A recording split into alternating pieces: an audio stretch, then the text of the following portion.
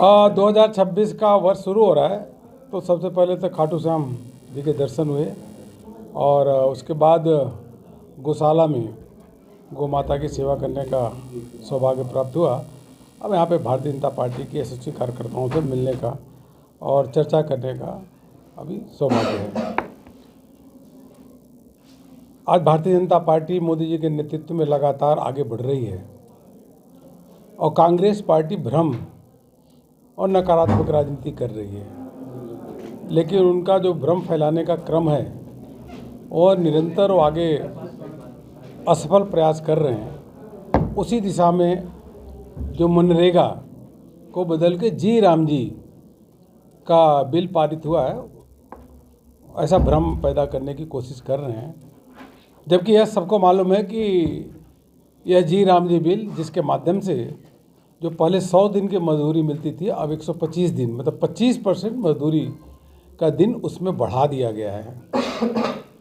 उसी के साथ साथ जो पेमेंट में या जो काम नहीं देने में डिले होता था, अब यह कृषि जो श्रमिक है उनका अधिकार होता था।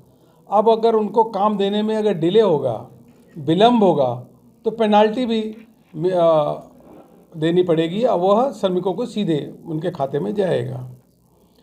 इसके माध्यम से एक गांव का सर्वांगीण विकास कैसे हो। पहले केवल कांग्रेस के समय में गड्ढे खुदते थे और गड्ढे भरे जाते थे मनरेगा में, लेकिन अब जी राम जी के बिल जो पास हुआ है, जो एक्ट बन गया, उसके माध्यम से नए नए तालाब बनेंगे, स्कूल बनेंगे, डिस्पेंसरी बनेगी, चेक डैम बनेगा। ऐसे अनेकों योजनाओं पे काम होगा जो गांव का जो हम एक तरीके से महात्मा गांधी जी का जो हमने ग्राम स्वराज का जो सपना देखा था, वह साकार होगा। पूरे देश भर में इसकी प्रशंसा हो रही है और कांग्रेस इसमें नकारात्मक प्रचार कर रही है। देखिए, पहले जवाहरलाल नेहरू का नाम से शुरू था। कांग्रेस ने अपने राजनीतिक लाभ के कारण चुनाव के समय जब यूपीए की सरकार थी, उन्होंने या महात्मा गांधी जी का नाम ले आए थे। लेकिन अब सबको मालूम है कि मनरेगा इतनी बदनाम हो चुकी है, केवल गड्ढे खोदने का काम हो रहा है। कई जगह तो ऐसा है कि वहाँ प्रोजेक्ट बने ही नहीं, कोई काम ही नहीं हुआ। कई जगह ऐसा हुआ कि मनरेगा के नाम पे एक सड़क को कई बार बनाया गया और कई जगह तो ऐसी शिकायतें मिली कि वहाँ पे जो केवल कागज़ों तक ही यह मनरेगा रह गया।